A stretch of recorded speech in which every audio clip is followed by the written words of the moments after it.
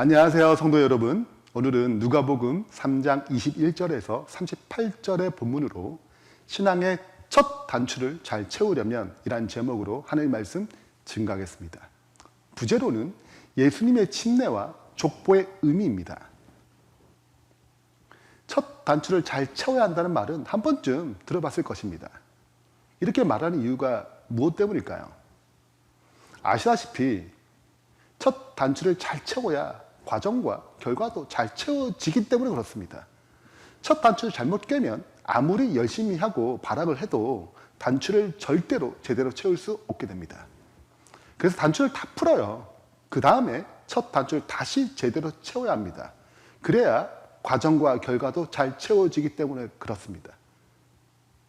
인생도 그러한 흐름이 있듯이 이러한 원리는 신앙에서도 마찬가지로 적용됩니다.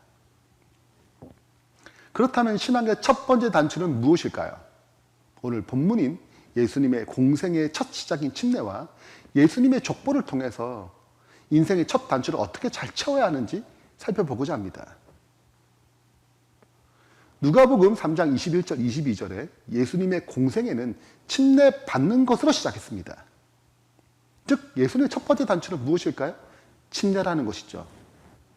21절입니다. 백성이 다 침례를 받을새 예수도 침례를 받으시고 기도하실 때 하늘이 열리고 성령이 비둘 같은 형체로 그의 위에 강림하시더니 하늘로부터 소리가 나기를 너는 내 사랑하는 아들이라 내가 너를 기뻐하노라 하시니라. 예수님의 침례 장면을 잘 생각해 보면 구약에 이와 비슷한 사건이 있습니다. 무엇일까요?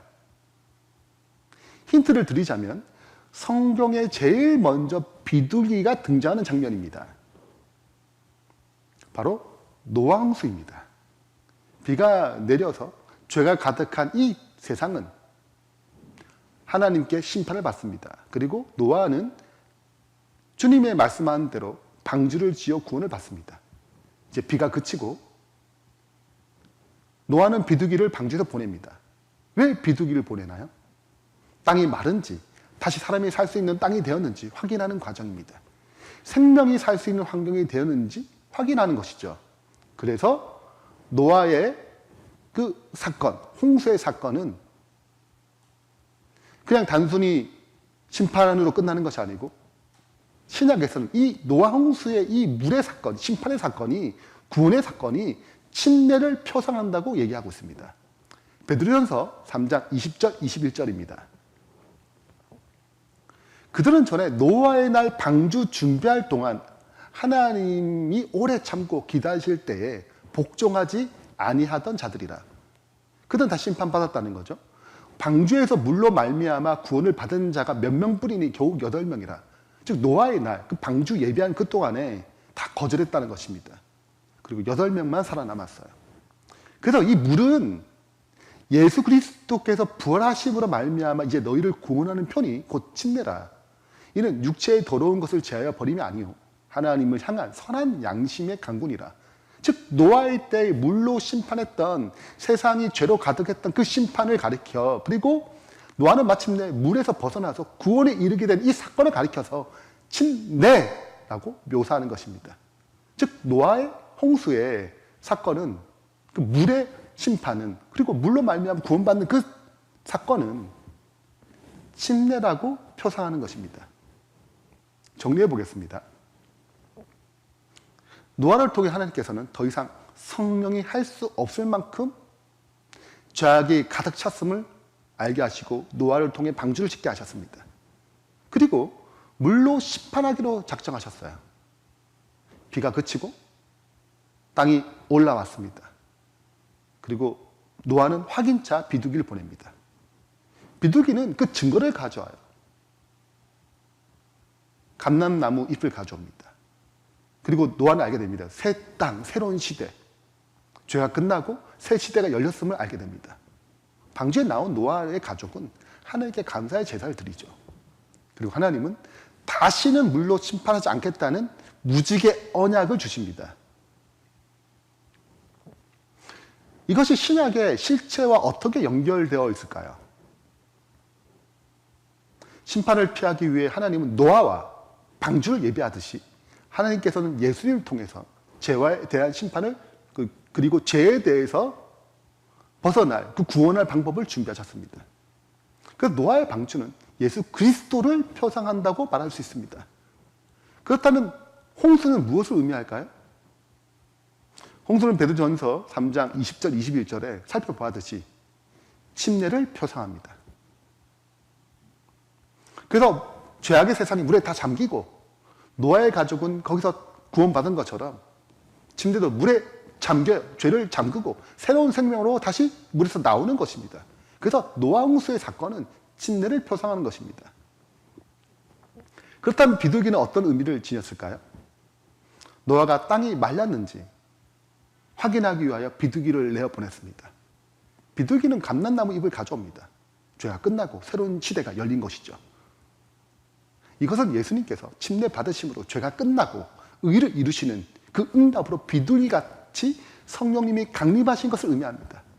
이것은 노아가 비둘기를 보내 새로운 시대가 열렸음을 안 것처럼 성령이 비둘기같이 내려서 그리스도를 통하여 새로운 시대, 그분이 다스리는 메시아 왕국이 열렸음을 알려주는 것입니다.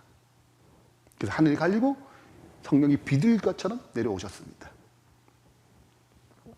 이제 노아의 가족은 방주에 나와서 감사의 제사를 드립니다. 이때 하나님께서는 무지개 언약으로 다시는 물로 심판하지 않겠다는 보증을 주시죠.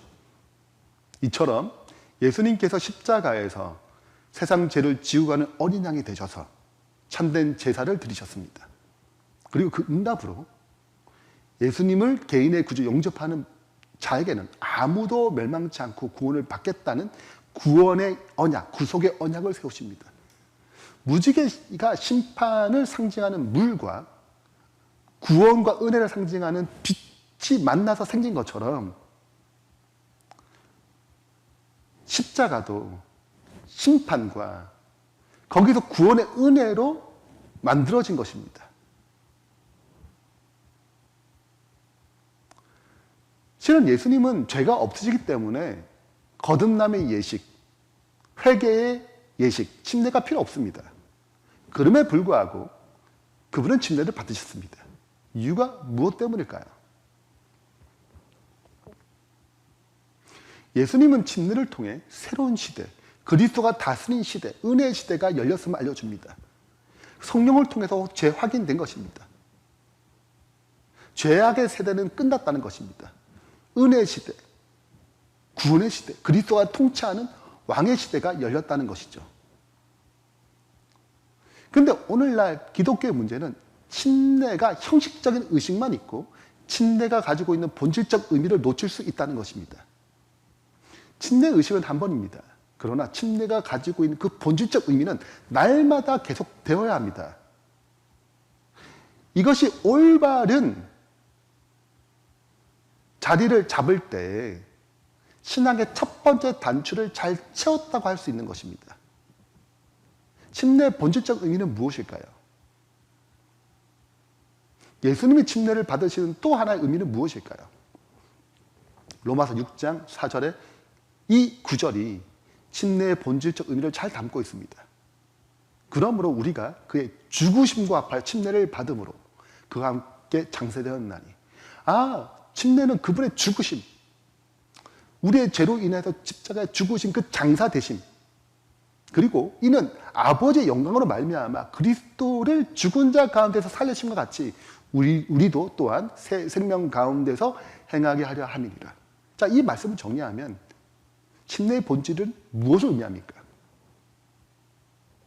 그것은 단순히 물에 들어갔다가 나오는 것이 아닙니다. 침례는 예수님의 십자가의 죽으심, 예수님께서 무덤에서 부활하심을 경험하는 예식입니다. 이것이 신앙의 가장 중요한 초석이고 첫 번째 단추가 되는 것입니다. 우리 예수님 영접할 때 이것을 경험하는 거예요. 이러한 침례의 영적 의미가 예수님 영접할 때만 필요한 것이 아니고 매일 예수와 죽고 예수로 사는 신앙이 필요한 것입니다.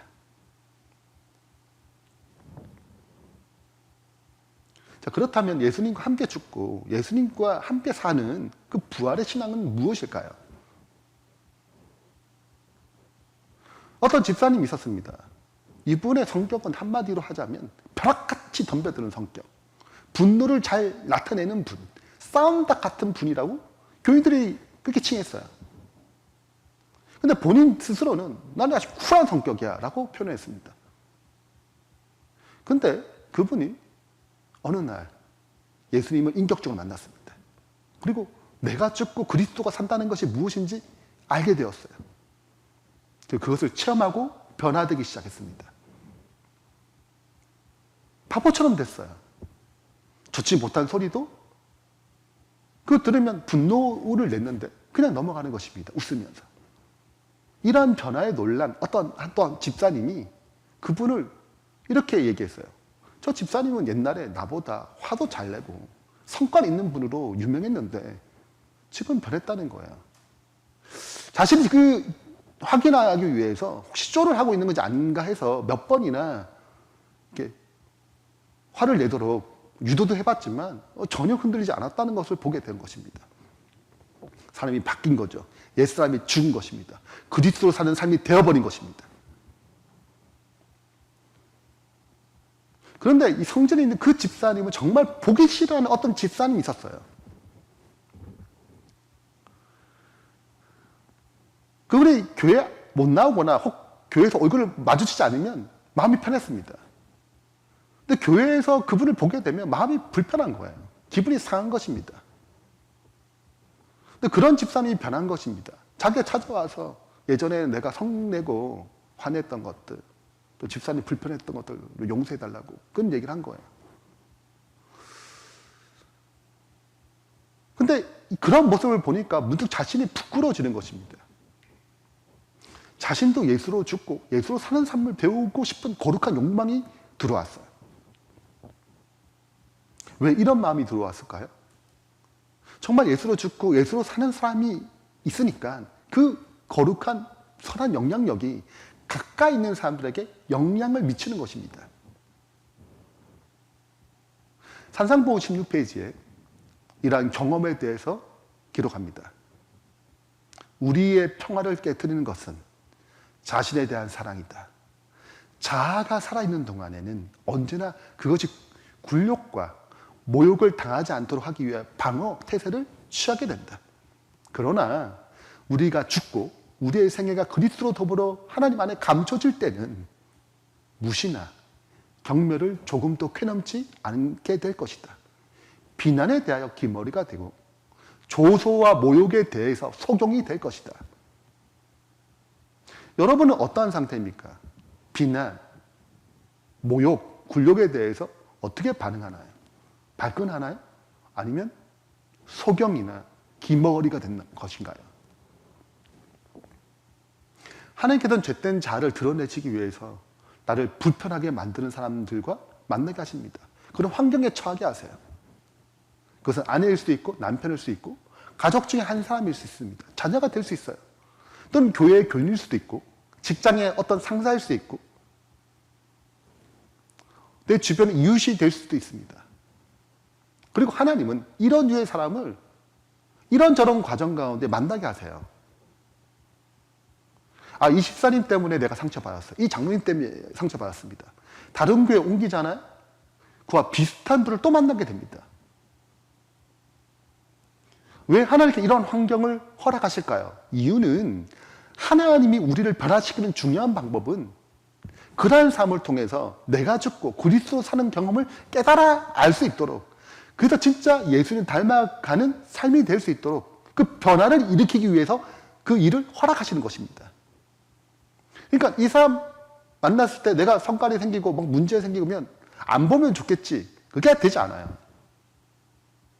그런 사람들이 어느 곳에 다 있는 것입니다. 나를 불편하게 만드는 사람들.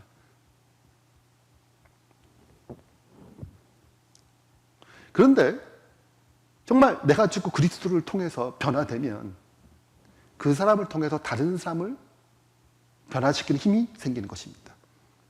그 사람은 그 변화된 사람을 통해서 부끄럽게 여겨지고 회개하는 마음이 들어와요.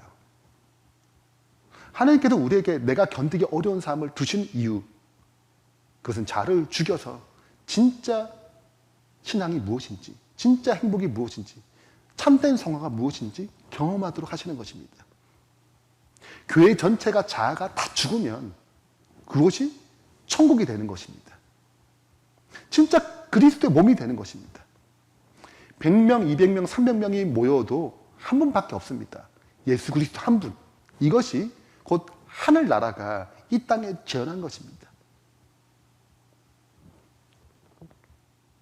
그러므로 신앙의 첫 번째 단추를 잘 채우려면 첫 번째, 매일의 침례 경험, 즉 그리스도와 함께 죽고 그리스도가 사는 경험을 해야 하는 것입니다. 이것이 잘 채워지면, 이 첫 번째 단추가 잘 이루어지면 신앙의 대부분의 문제가 해결됩니다. 두 번째는 구속사 관점으로 인생을 해석할 수 있어야 합니다.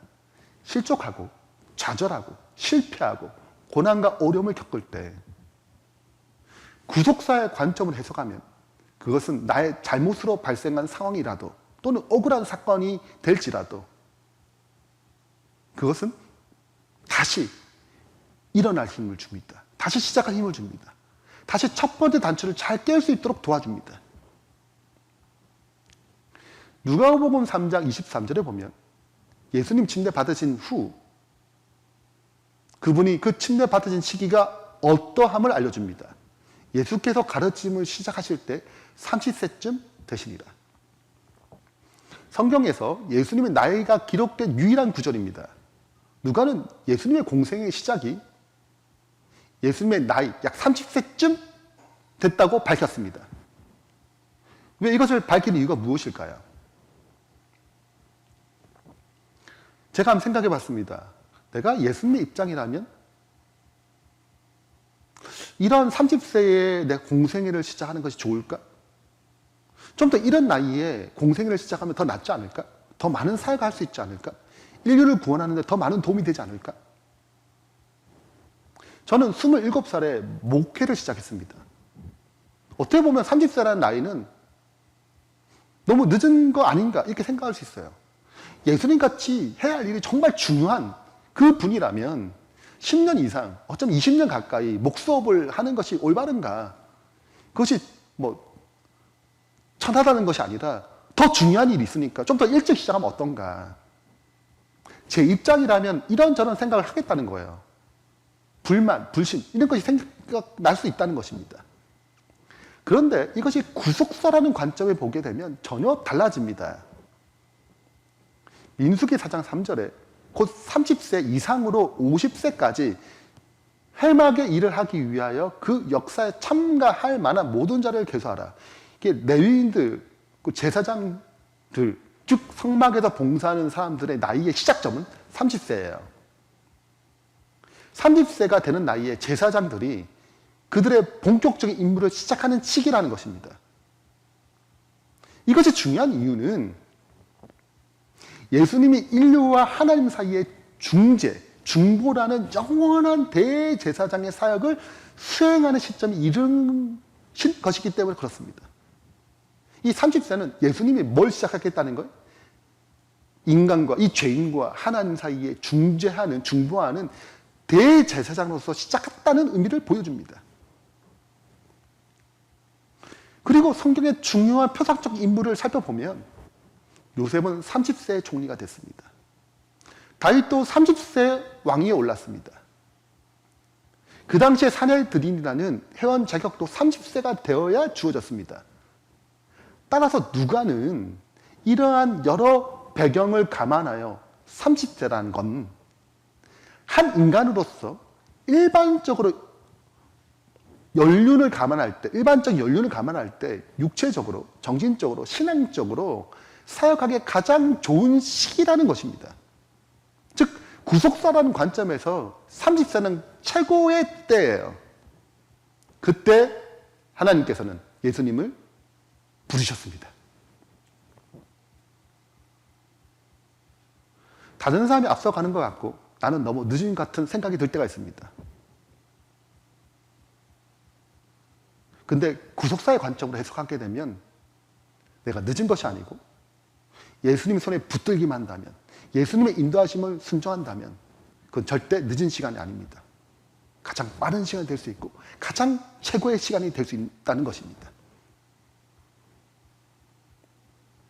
그리고 이어서 족보가 나옵니다. 사람들이 아는 대로 요셉의 아들이니 요셉 위에는 헬리요, 그 위에는 맏단이요, 그 위에는 레위요, 그 위에는 힐기요, 그 위에는 안나요, 그 위에는 요셉이요. 38절입니다. 그 위에는 에노스요, 그 위에는 셋이요, 그 위에는 아담이요, 그 위에는 하나님이시라. 누가복음 3장 23절부터 38절까지 족보가 쭉 나오면서 예수님부터 시작해서 요셉을 거쳐서 어디까지 나아갑니까? 하나님까지 나아갑니다. 예수님이 침례받은 다음 다른 복음서는 바로 광야에서 40일 동안 기도하시고 사탄에게 시험받는 장면이 나옵니다. 그러나 누가복음은 침례받은 후에 예수님의 족보를 넣었습니다.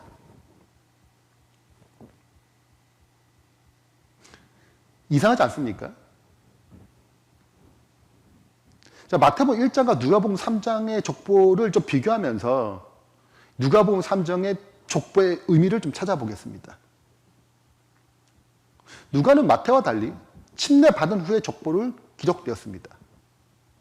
마태복음은 가장 첫 번째 아브라함과 다윗의 족보로 시작합니다. 이 두 개의 차이와 목적이 무엇일까요? 마태복음은 유대인에게 전하기 위해서 쓰여졌습니다. 그래서 시작부터 아브라함과 다윗으로 시작해요. 그러나 누가복음은 이방인에게 예수님을 소개하기 위해서 쓰였습니다. 그러니까 접근이 다른 것이죠. 마태복음은 아브라함과 다윗의 자손 예수 그리스도 갈보라 이렇게 시작합니다. 예언대로 아브라함과 다윗의 언약의 기초에서 탄생하신 메시아 그리스도라고 강조하여 그 이유는 금방 말씀드린 것처럼 유대인에게 예수님을 소개하기 위해서 그래야 합니다. 즉 아브라함, 이스라엘 시작자 아브라함, 왕으로 오신 그 다윗, 여기에 초점을 맞춘 거죠. 그런데 누가복음은 예수님을 다윗을 넘어서 아브라함을 넘어서 아담 그 위에 하나님이 있다고 족보를 만들었어요. 예수님은 유대인의 구조가 아니고 온 인류를 구원하기 위해 오신 분임을 이방인들에게 알려주기 위해서입니다. 인류의 구원을 위해 예수님은 십자가에 죽으셨습니다. 첫 번째 아담이 아닌 두 번째 아담으로 오시고 그 두 번째 아담으로 인류의 구원을 위해서 그분은 십자가에 희생하셨죠. 언뜻 겉모습을 볼 때 예수님의 생애는 최악의 생애였습니다. 30세에 시작해서 33세에 죽었어요. 그런데 이 최악의 상황이 인류를 구원하기 위한 최고의 선물이 될 수 있도록 하나님은 역사하셨습니다. 그러므로 고난, 역경, 우리의 뜻대로 되지 않는 상황들, 그 사건이 잘 풀리지 않는다고 해서 재수 없거나 절망적이거나 낭망하거나 이렇게 할 필요가 없어요. 너무 단편적으로 봐서 빠르게 예단하지 말아야 합니다. 우리 인생에 좌절이 오고 넘어질 것 같은 실망, 실수, 어려움 등이 찾아옵니다. 그런 최악의 상황에서도 이것을 최선의 선물로 바꿀 수 있는 전능하시고 전지하신 하나님이 있음을 기억해야 합니다. 우리의 역경이 구속사를 위한 놀라운 역사가 될 수 있다는 것입니다. 실수와 잘못조차도 하나님께 돌아가면 회개하고 회복하게 되면 그 실수와 잘못을 통해서 그분은 구원의 역사로, 은혜의 역사로 변화시키십니다. 우리가 다 잘 아시다시피 요셉 역시 그의 형들이 자신을 노예로 판 것에 대해서 이렇게 얘기합니다. 이렇게 해석합니다. 당신들이 나를 이곳에 팔았다고 해서 근심하지 마옵소서. 한탄하지 마옵소서. 하나님이 생명을 구원하시려고 나를 당신들보다 먼저 보내셨나이다. 창세기 45장 5절입니다. 처음에는 잘못된 단죄라고 생각할 수 있어요. 형들이 팔았잖아요. 노예로 팔았잖아요. 근데 그것이 잘못된 단죄라고 생각할 수 있지만 구속사라는 시각으로 관점으로 볼 때 그 노예로 판 그것이 하나님이 생명을 구원하기 위한 계획이 있었다고 표현하는 것입니다. 관점이 달라진 거죠. 해석이 달라진 거죠. 저도 10년 전에 심장 판막에 문제가 생겨서 70%는 죽는다는 상황이 생겼습니다. 뇌출혈까지 발생되어서 목회를 할 수 있을까라는 저 인생의 최고의 위기, 절망의 위기에 놓였어요. 그러나 이 최악의 상황이 최고의 선물이 될 수 있도록 역사하셨습니다. 새로운 목회의 길을 갈 수 있도록 해주셨고, 선교단을 만들고 제자훈련 과정을 세우고 2개의 교회를 개척할 수 있도록 하나님께 은혜를 주셨습니다. 이 사건이 없었다면 저는 그 길을 절대 가지 않았을 거예요.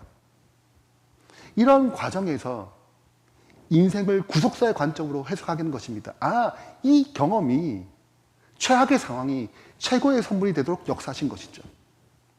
그러므로 인생에서 구속의 관점으로, 구속사의 관점으로 해석한다는 것은 우리를 얼마나 건강하게 만들고 주님을 더 깊이 신뢰하게 만들고 우리를 더 성숙하게 만드는지 깨닫게 되는 것입니다.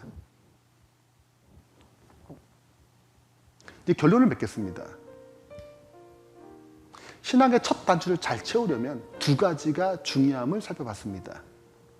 첫 번째는 성령님을 통해 예수와 함께 죽고 예수로 사는 매일의 침례를 경험해야 하는 것입니다. 이것이 되지 않으면 그리스도인의 삶 자체를 올바르게 이루어질 수 없습니다. 즉 내가 죽고 그리스도로 사는 삶, 이 첫 번째 단추가 잘 채워지면 신앙의 대부분의 문제가 해결됩니다. 2번째는 구속사의 관점으로 인생을 해석할 수 있어야 합니다. 왜냐하면 우리의 인생에 좌절이 오고 절망이 오고 쓰러짐이 있고 실수가 있어요. 근데 이런 최악의 상태에서, 어려운 상태에서 그것을 최선으로 바꿀 수 있는 힘이 하나님의 구원의 역사에 있습니다. 실수와 잘못조차도 회개하고 하나님께 돌아오면 그 실수와 잘못을 통해서 하나님 구원의 역사로 변화시키는 것입니다. 그러므로 다시 첫 단추를 깰 수 있어요. 첫 단추가 새롭게 해석되는 것입니다. 그 최악의 상황이 최선의 선물이 될 수 있다고 깨닫게 되는 것입니다. 2024년 신앙의 첫 단추를 잘 채움으로 승리하는 거룩한 한 해가 되길 주의 이름으로 축원합니다. 그래서 2024년 돌아볼 때 인생의 그 첫 번째 단추, 뭔가 문제가 있었던 그 단추가 재해석되어서 그것이 은혜였구나, 그것이 없다면 오늘 내가 이렇게 신앙 안에서 성장할 수 없었구나를 깨닫게 되고 고백하는 주님의 신실한 백성 되길 바라면서 말씀 마치겠습니다. 기도하겠습니다. 하늘에 계신 하나님 아버지, 오늘 예수님의 생일을 통하여 인생의 첫 단추를 어떻게 잘 채워야 하는지 깨닫게 해주셔서 감사합니다. 내가 죽고 예수로 사는 삶을 살아감으로, 그게 내 자신을 매일 들여진 바 됨으로, 그리고 우리 인생에 나타나는 여러 가지 어려움과 절망들, 실수들, 잘못들, 그것조차도 최선의 선물로 변화시킬 수 있는 하나님을 믿으며 전진해 나감으로 매일의 삶 가운데 신앙의 첫 단추를 잘 채울 수 있도록 축복해 주셔서 우리의 삶이 더 건강하고 주님 안에 더 아름다운 열매를 맺는 충성된 백성 될 수 있도록 축복해 주시옵소서. 예수 그리스도 이름으로 축원하며 기도합니다. 아멘. 열린 온라인 교회에 헌금을 드리시거나 온라인 교회 사역을 후원하기 원하시는 분들은 헌금 안내를 참조하셔서 은행 계좌로 송금하시면 됩니다.